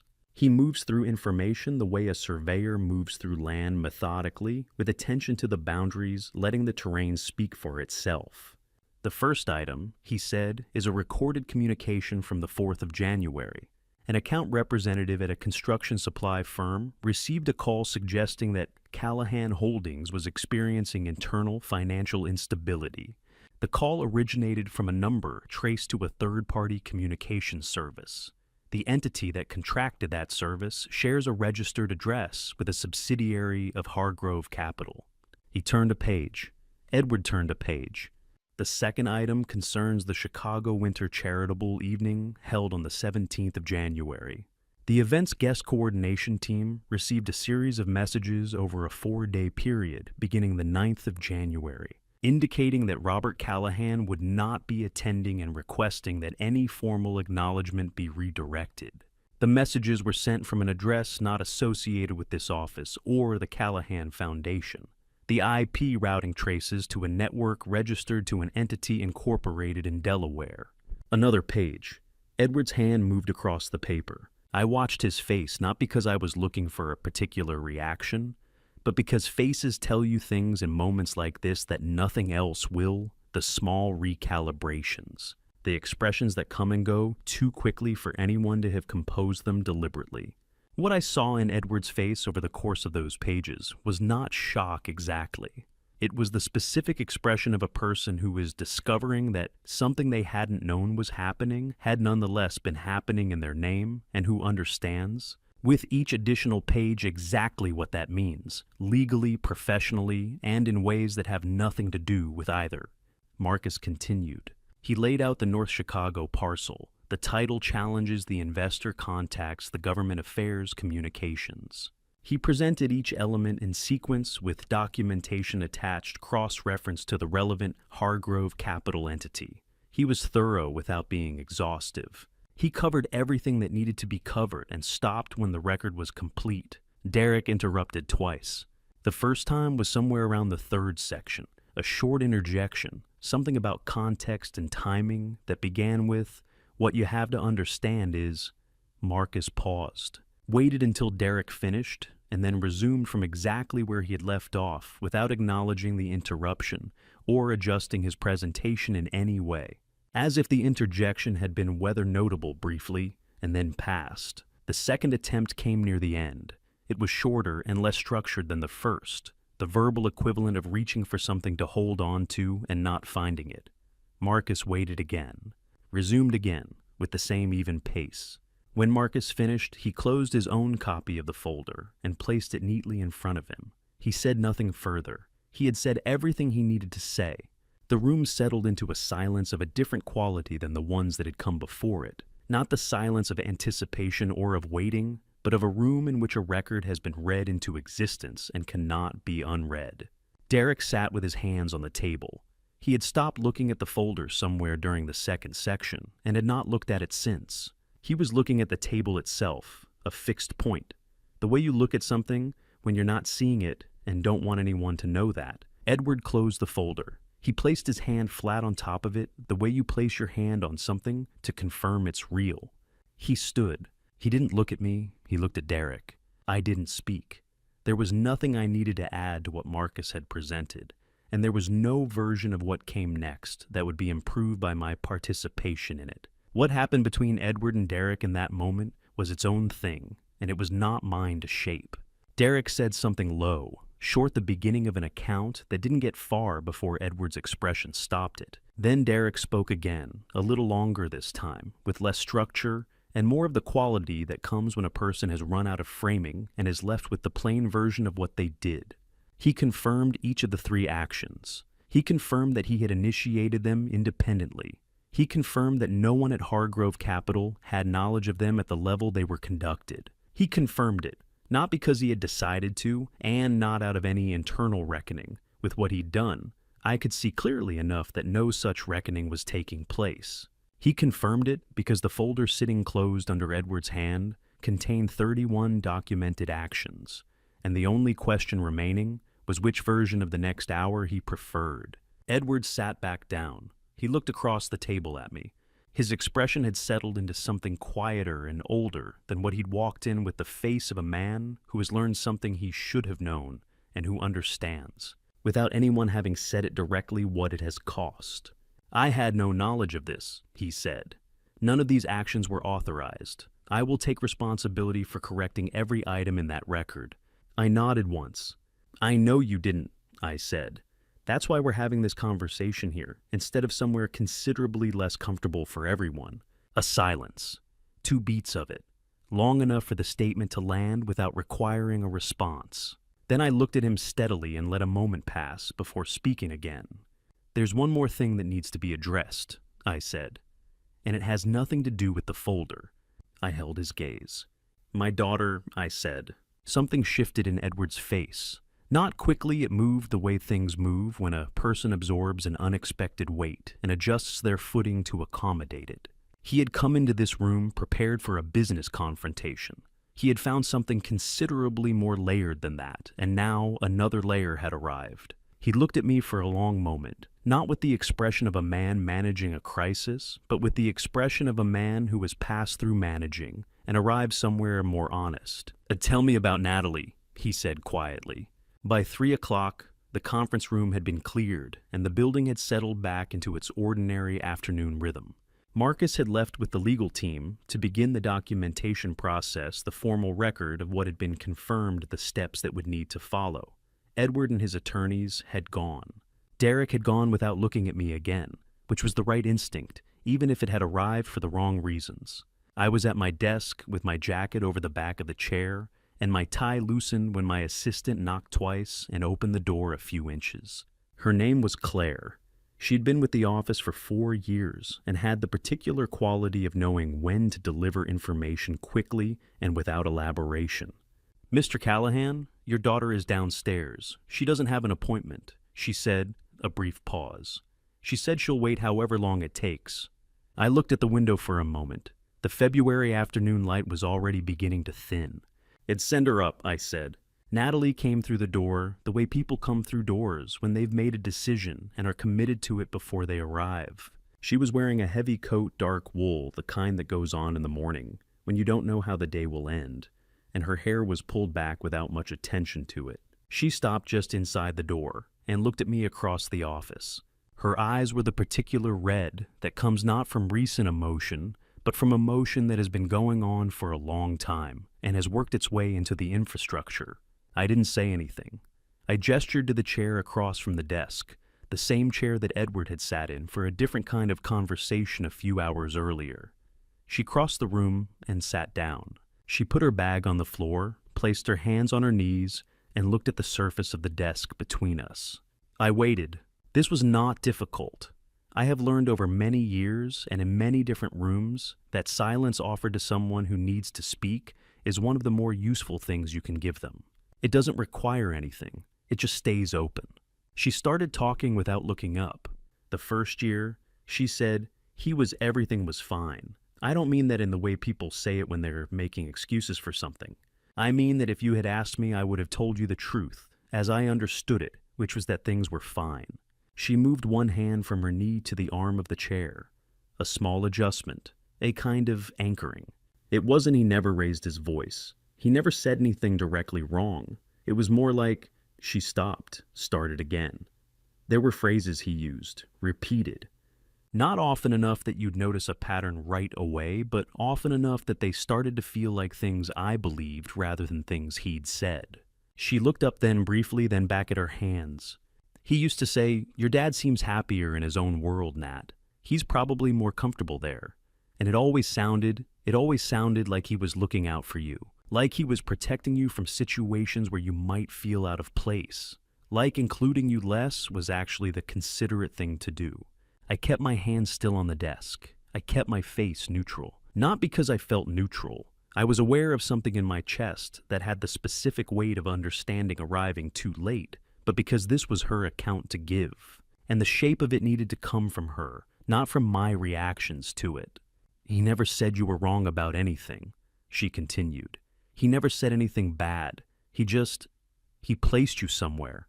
And then, every time I went to reach toward that place, there was always a reason why it wasn't the right moment. A conflict, a consideration, something that made the gap feel reasonable." She pressed her lips together, looked at the window. "The Christmas call," she said. "That was mine. That decision was mine, Dad. I want you to know that I'm not saying I had no part in it. He suggested it. But I made the call. I dialed the number." She looked at me directly for the first time since sitting down. "He never told me you were less than. He just made me feel it until I thought I'd concluded it myself." The office was quiet, somewhere below. The building continued its ordinary late afternoon business.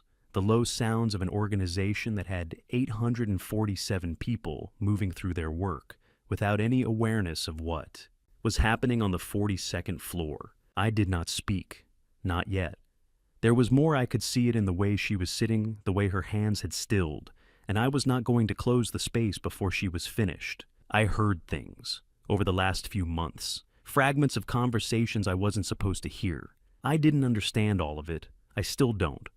But I understood enough to know that something was happening that involved you, and that Derek knew what it was.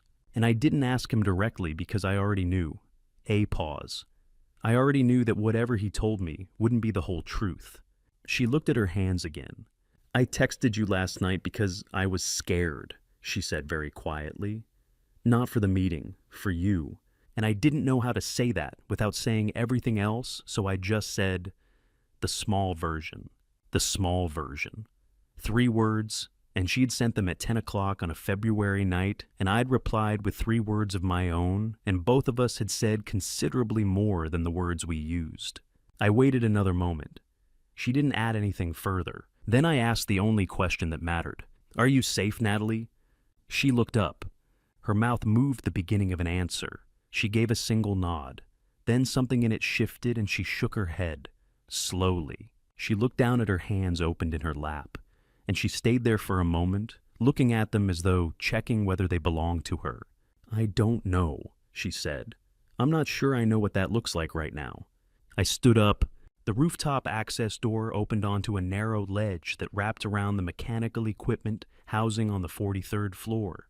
It wasn't a terrace in any design sense. No furniture, no lighting beyond the ambient glow of the city below. Just a flat surface and a railing and a view that extended to the lake on clear days and to a gray middle distance on days like this one. I'd been up here a handful of times over the years, mostly during the first months after we moved into the building, when I needed to think through something that the office walls were making harder to think through. Natalie followed me up without asking where we were going.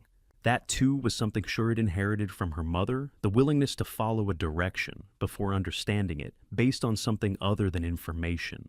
The cold came through immediately. Chicago. In February at this elevation is unambiguous. The wind off the lake moves through you, rather than around you. And the sky in the late afternoon had settled into the particular gray that comes just before the light begins to go. We stood at the railing and looked out. The city spread below us, the grid of it, the buildings and the gaps between them, the dark ribbon of the river turning west somewhere below. Neither of us said anything for a moment. Then I started talking. In October of 1994, I said I had $11 in a checking account, not 1,100, 11, The company was dissolved. The debt was restructured into a payment arrangement that was going to take 4 years to work through, and your mother was in her 3rd trimester. Natalie was looking out at the city. She didn't turn. We'd moved everything we could afford to move into a 2-room office in a building on the south side, the same block as the house, actually. The rent was $300 a month, which I could cover, because the building owner owed me a favor from a job I'd done the year before. Your mother slept on a second-hand couch we bought at a thrift store 3 blocks away. When she was too far along to sleep comfortably on it, we put a camping mat underneath. She didn't complain about it. She did say once that it was the most interesting piece of furniture she'd ever owned. Something in Natalie's posture shifted a small release somewhere in the shoulders. You used to sleep there too when you were very small. I'd bring you in on nights when I was working late and your mother was tired, and I'd put you in the corner of the couch with a folded jacket as a bumper and work at the desk until 2 or 3 in the morning. You slept through almost everything. You've always been able to do that, find your way to sleep in the middle of whatever's happening. I paused. The wind came through in a long, steady push off the lake, and both of us leaned slightly into it without moving our feet. I never told you any of that. I said because I didn't want you to carry the weight of it. It was my history, my difficulty, and I thought the kindest thing I could do was keep it separate from yours, give you a stable surface and let you build on it without knowing about the foundations. I looked at the lake barely visible now, a dark presence beyond the city's edge. What I actually did was make myself a stranger to you. I gave you the surface and kept everything that made me real to myself. And a person you don't fully know is a person you can't fully trust, even when you want to, even when you're trying to. Natalie turned her head toward me. I could see her in my peripheral vision. I kept looking at the lake. I'm not telling you this so that you'll feel sorry for me, or so that the weight of what I didn't share becomes yours to manage now.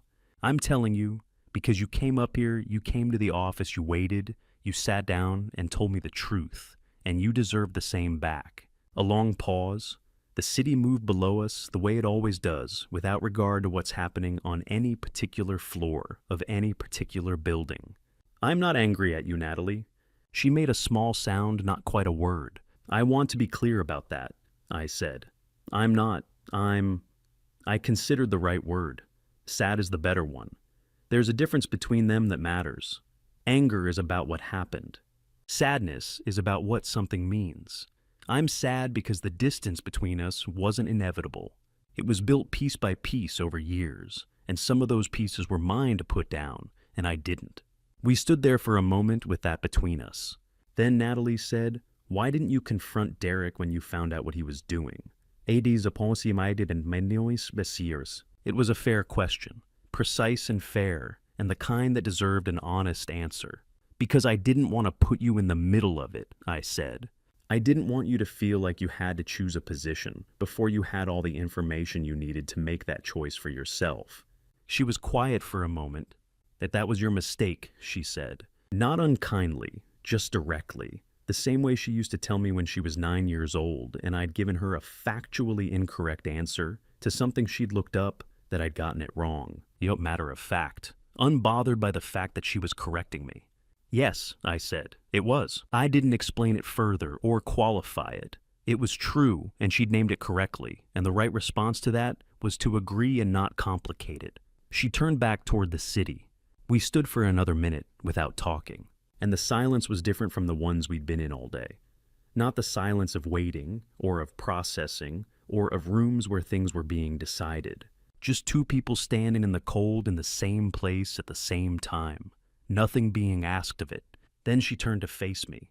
"Can we fix this, Dad?" The wind picked up off the lake and moved through the space between us. I looked at the water in the distance dark, now the surface of it indistinguishable from the horizon, the whole of it one continuous gray that went on past where I could see. I didn't answer right away. The answer existed. I knew what it was, and I knew how I wanted to give it to her. Not standing on a rooftop in the February cold. In writing the next morning in my own hand on paper that she could hold and keep and return to. Some answers need to be said out loud, and some need to be written down, and I had learned over 58 years to know the difference. "Come inside," I said. "It's too cold to stay up here." I held the door, and she walked through it, and I followed. And behind us, the city continued in the ordinary way of cities indifferent to individuals, faithful to the whole. I arrived at the office at 6:15, which was earlier than my usual time, and later than Marcus, who was already at the conference table with 2 cups of coffee and the contract documentation, arranged in 2 identical sets, one for each side of the table. He had paper-clipped the signature pages to the top of each stack and set a pen beside each one. He didn't say good morning. He slid one of the coffees across the table toward me and opened his own copy to the first page. That was all that needed to happen between us.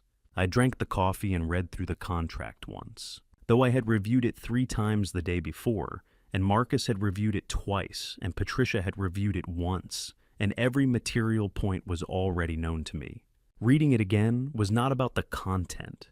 It was about giving myself the full measure of the morning before Edward arrived. He came at 8 o'clock exactly. He came alone. No attorneys, no associates, no one carrying documents or managing the logistics of his presence. Just Edward Hargrove in a coat and a plain suit, carrying nothing but a single folder that turned out to contain his own copy of the contract already reviewed and tabbed. He set it on the table, took the seat across from me, and accepted the coffee Marcus offered without comment. We didn't open with pleasantries. There wasn't a version of small talk that fit the situation, and neither of us attempted one. I appreciated that. "The land matter," Edward said. "My team will have the withdrawals filed and processed by end of week, full withdrawal, and there will be appropriate compensation for the disruption to your development timeline. I'll have Patricia coordinate with your office on the specifics," I said. He nodded. That was the end of it as far as that went. We signed the contract in a straightforward sequence, Marcus witnessing on my side, Edward's sole assistant, who had waited in the lobby and been brought up for the purpose, witnessing on his. It took 11 minutes. The practical terms were simple: a structured partnership on 2 commercial development projects over the next 4 years with defined roles, defined returns, and clearly delineated decision-making authority. No ambiguity. No provisions that could be read 2 ways. When I set down the pen, I looked at the signed document for a moment before Marcus collected it. I said, "This agreement has nothing to do with you and me, Edward. It has nothing to do with what happened 30 years ago or with anything that happened in the last several months." He met my eyes. 847 people come to work every morning. I said, "Because they believe in what this company is building. The North Chicago project is 400 units of housing for families who need it. That's why I'm sitting at this table. Not for you, not against you, for them." Edward held the look for a moment. He gave a single slow nod, the kind that carries more weight than any verbal response. Marcus began organizing the signed documents into their respective folders. The meeting was functionally complete. Edward stood, buttoned his jacket, picked up his folder.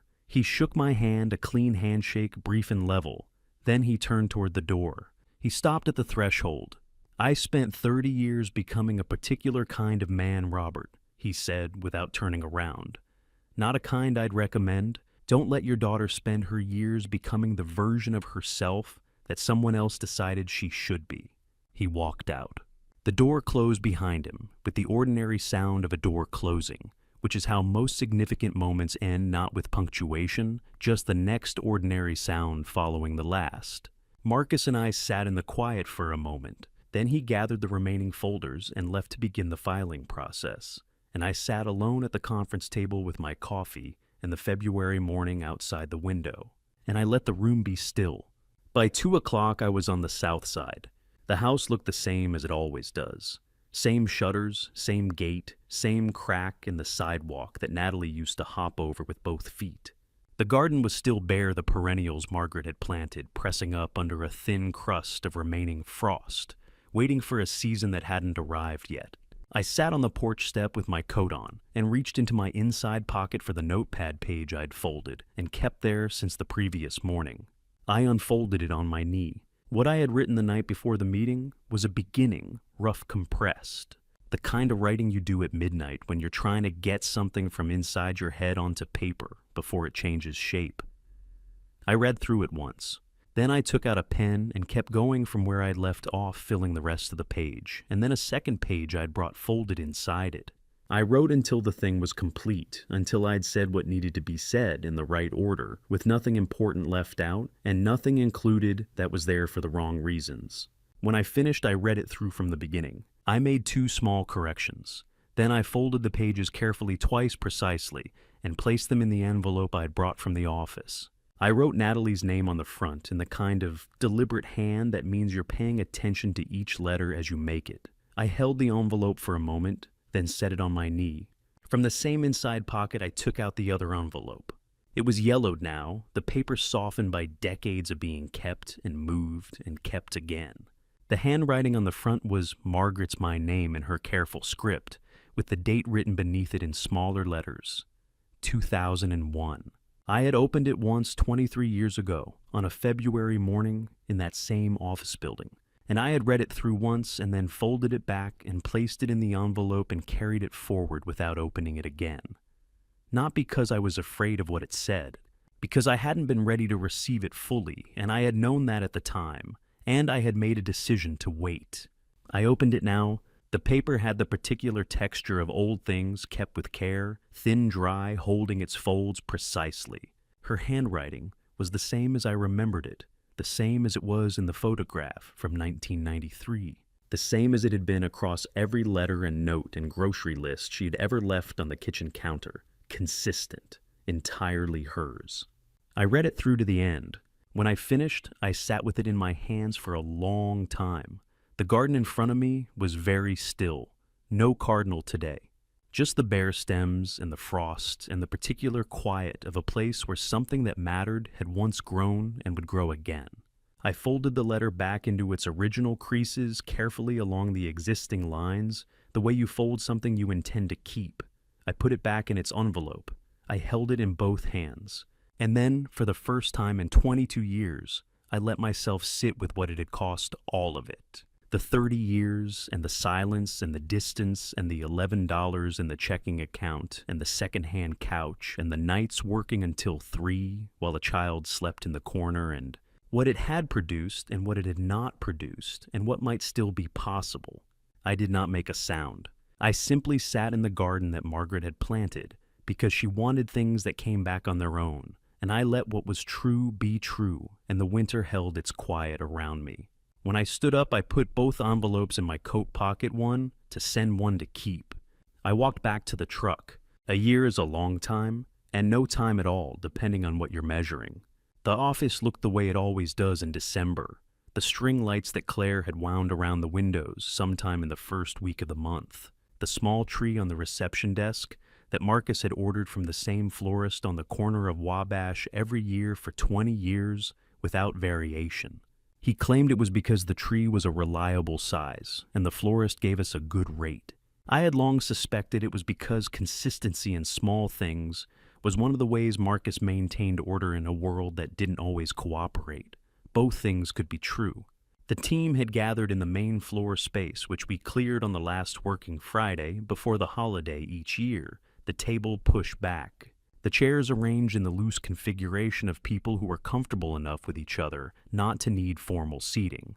There was food from the Italian place 2 blocks over that Patricia had been ordering from since her first year with us. And there was the particular noise of a room full of people who spend most of their time in focused work, suddenly permitted to be simply present with each other.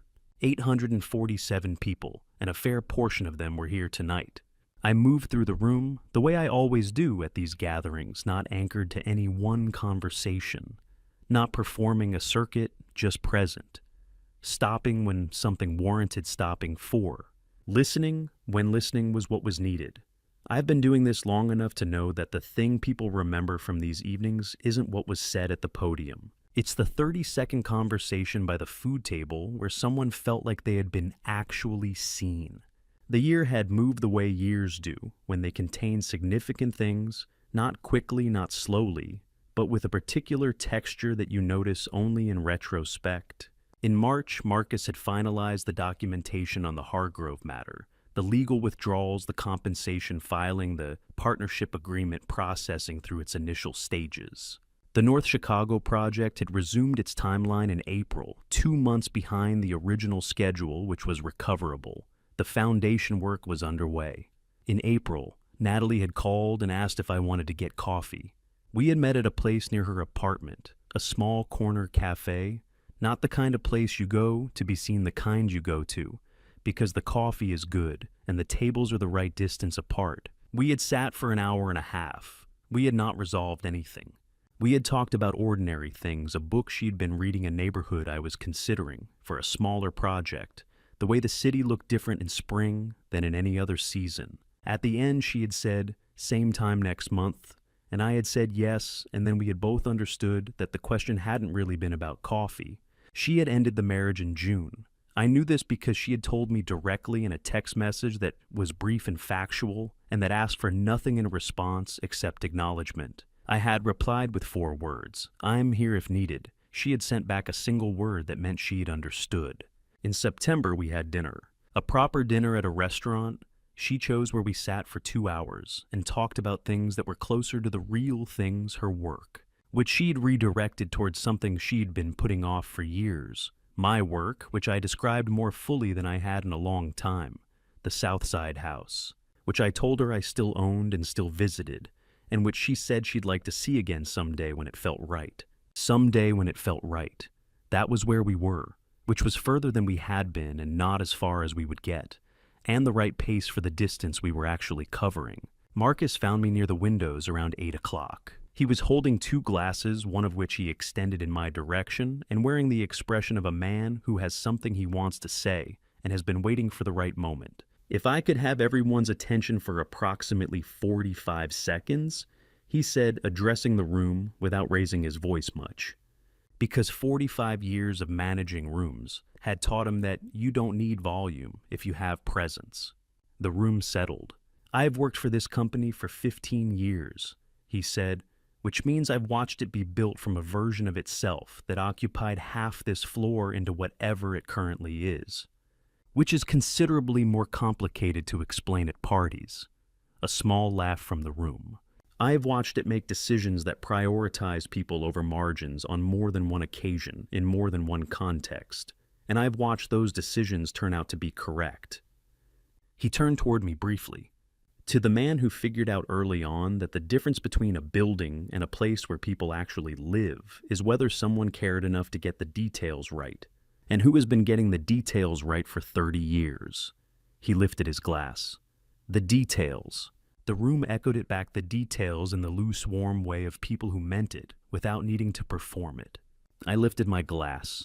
I looked around the room at the faces that had become over years, and through the ordinary accumulation of shared work, something closer to a chosen community than an organizational chart. These were people who knew what we were building. They had not needed to know my net worth to decide whether to give the work their full effort. They had not needed the Forbes cover or the 42nd floor or any of the external measurements to determine whether this was a place worth showing up to every day. They had decided that on their own terms. I stepped out to the balcony. The city was doing what it does in December. The lights, the movement, the particular density of a place that contains millions of people all navigating their own version of the season.